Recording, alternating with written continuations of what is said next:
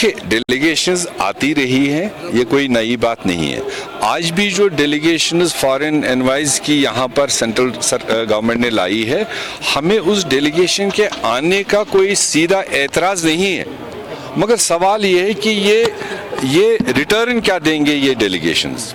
ये तीसरी बार उन्होंने स्टेज मैनेज्ड डेलीगेशंस लाए, आते हैं, फुल प्रोटोकॉल मिलता है, 5 स्टार होटल मिलता है, सरकार ऑर्गेनाइज करते हैं कुछ लोगों को जो उनकी बोली बोलते हैं और उनको मिलाया जाता है। ओपनली ना वो आवाम को मिल पाए तीनों बार, ना ही पॉलिटिकल पार्टीज़ को कोई जो यहाँ पर 15-20 पॉलिटिकल पार्टीज़ है छोटी बड़ी, उनको तो कोई इन्विटेशन ही नहीं, उनके नुमाइंदे तो गए ही नहीं जो ज़मीनी सत्ता की बात उनसे कर सकते। और जो उनके अपने खैर खा है, सरकार की वाहवाही करने वाले लोग हैं, वो चाहे किसी तबके से हैं, उनको वहाँ ले जाया गया और उनसे हाँ में हाँ मिलवाया गया। तो मुझे नहीं लगता है कि इस तरह की डेलीगेशंस को लाने से कोई फ़ायदा है। हमने डिमांड रखी थी कि आप अपने पार्लियामेंट के पार्लियामेंटेरियंस की डेलीगेशन बनाइए, ऑल पार्टी डेलीगेशन बनाइए, 2, 4, 5 दिन वो आए, तमाम ज़िलों में जाए, आम लोगों से बात करे और जो भी सेंट्रल गवर्नमेंट ने फैसले लिए जम्मू कश्मीर के बारे में, उसके जनरल आवाम से बात करे। जो मोटिवेटेड तबका होता है, जो मेरे हैं वो मेरी बात करेंगे, जो उनके हैं वो उनकी बात करेंगे। जब तक ना डेलीगेशंस आवाम से बात करें, अवामी सतह पर बात करें, तब उनको पता चलेगा कि ज़मीनी सतह पर लोग इन तमाम फैसलेजात के बारे में अपनी क्या राय रखते हैं। तो वो उन्होंने वो डेलीगेशन देने से मना किया। और यहाँ तक कि जो लोकल लीडर्स है जम्मू कश्मीर में, मुझे नहीं लगता है उनमें किसी को इनविटेशन थी या उनको किसी को बात करने का मौका दिया। उन एनवाइज को भी चाहिए था जिन्होंने यहाँ सदियों से सियासत की, यहाँ पर आवाम की खदमत की, उनका भी कोई रोल है। उनको खुद भी डिज़ायर करना चाहिए था हम फलानी लीडरों से मिलना चाहते हैं, तो नहीं थी उनकी हिम्मत, क्योंकि उनको प्रोटोकॉल में फंसा रखा था। जो सरकार ने लाए सामने, उनसे बात की। तो मुझे नहीं लगता है कि इस तरह के डेलीगेशनों से कोई ज़मीनी सतह पर कोई चेंज आ सकती है। ये कह रहा हूँ, वो गुमराहकुन स्टेटमेंट उनका था। किसी पॉलिटिकल पार्टी को इनविटेशन ही नहीं थी।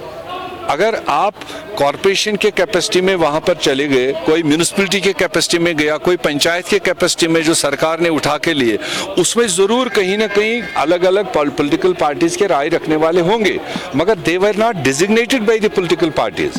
और फिर इस तरह से गुमराह करना कि देखिए जी, आज उनसे सब पार्टीज़ के लोग मिले, नाम लेकर उन्होंने कहा, मैं उसको सरासर रद्द करता हूँ, क्योंकि मेरी पार्टी को किसी लेवल पर, ज़िला या स्टेट लेवल पर कोई इन्विटेशन नहीं थी, ना हमने किसी को डिजिग्नेट करके भेजा था कि तुम जाकर कांग्रेस के बिहाफ से वहां बात कर। मिनिस्टर ने तो पूरे देश के सामने एक हिसाब से क्लियर किया। ये जो यहाँ सौदाबाजी करके अपनी वो स्टेज जमा रहे हैं कि हम रेस्टोरेशन ऑफ स्टेट लाएंगे, डिमांड सबकी है, पूरे जम्मू कश्मीर की, किसी एक फर्द की नहीं है। मगर होम मिनिस्टर ने क्लियर किया कि टेम्परेरी 370 को हटाते हटाते 70 साल लग गए, तो अब एप्रोप्रिएट टाइम का वेट कीजिए। तो एप्रोप्रिएट टाइम का ड्यूरेशन कितना होगा, 70 होगा, 27 होगा, 17 होगा, 7 होगा, वो अभी कोई चीज़ डिफाइन नहीं है। मेरा ज़ाती मानना है कि जब तक भाजपा सरकार दिल्ली में कायम है, जिन्होंने इस स्टेट को डाउनग्रेड किया, यूटीज़ क्रिएट किया, वो अपने हाथों से ही स्टेट नहीं दे सकते हैं। जब तक मरकज़ में बदलाव नहीं आएगा, जब तक वहाँ चेंज ऑफ गार्ड नहीं होगा, तब तक इन चीज़ों के बारे में सोचना शायद हमारी गलतफहमी है। ये तो कोरिलेटेड है। जब बुनियादी बात है स्टेट को, जो कॉन्स्टिट्यूशनल स्टेट हमारा 200 साल से था, पहली इसीलिए कॉमन बात सबकी है कि स्टेट को रेस्टोर करो। उसके बाद में जो कॉन्स्टिट्यूशनल गारंटीज, चाहे वो पास्ट की थी, चाहे कोई नई गारंटी दी जाएगी, वो बाद की बात है। जहाँ तक 370 की बात है, सब दुनिया जानता है कि करीब 28 पार्टीज सुप्रीम कोर्ट जा चुकी हैं। तो सुप्रीम कोर्ट ने मार्च का महीना उसमें डिसाइड किया है। कोविड की वजह से डे टू डे हियरिंग नहीं होती। हम उम्मीद वो भी रखेंगे कि सुप्रीम कोर्ट ने 370 के बारे में पहले भी 50 साल में 3 फुल बेंच मतलब उन्होंने डिसीजन दिए हैं। तो हम ये भी नज़र रखे हुए कि उसी सुप्रीम कोर्ट के जो डिसीजन है, तो पास्ट के डिसीजन को मद्देनजर रखते हुए आज क्या कहकर वो उसको दूसरा डिसीजन देगा। के लिए कह रहा हूँ कि जब सारे लोग फिलहाल स्टेट की डिमांड तो हुकूमत से कर रहे हैं ना, जिस हुकूमत ने लिया उस हुकूमत से ही बहुत सारे लोग कह रहे हैं कि स्टेट वापस करो। हमने भी कहा, हमारे लीडरों ने भी कहा, पार्लियामेंट में भी कहा, मगर उन्होंने जो अपना इशारा दिया होम मिनिस्टर ने, तो उसने खुल्लम खुल्ला कहा कि टेम्पररी को हटाते हटाते 70 साल लग गए, तो एप्रोप्रिएट टाइम का वेट कीजिए। वो एप्रोप्रिएट कितने ड्यूरेशन का है उसको समझने की जरूरत है। एलिमेंट उसी डायरेक्शन में इंडिकेट कर रहा है।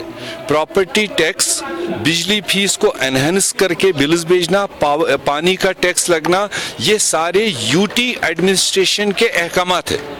ये जहां जहां पर भी हिंदुस्तान में यूटीज है वहां पर प्रॉपर्टी टैक्स लगता है, हाउस टैक्स लगता है, और पानी और बिजली का एनहेंस्ड फीस लगता है। वो तो इसी तरह के इशारे दे रहे, एक तरफ आप स्टेट मांग रहे हो, दूसरी तरफ से वो यहाँ के कार्डर्स को मर्ज कर रहे हैं दूसरी स्टेटों के साथ, दूसरी तरफ से वो आपको प्रॉपर्टी टैक्स प्रपोज कर रहे हैं, वो आपको हाउस टैक्स प्रपोज कर रहे हैं। वो अपने इरादे को तेजी से आगे बढ़ा रहे हैं, और हम लोग सोच रहे हैं कि आज नहीं तो कल वो स्टेट हमें वापस देंगे। इन अहकामात से लगता है कि, इसीलिए मैंने कहा जब तक ये सरकार वहां दिल्ली में बैठी है, स्टेट भी वापस लाना मुश्किल है। 370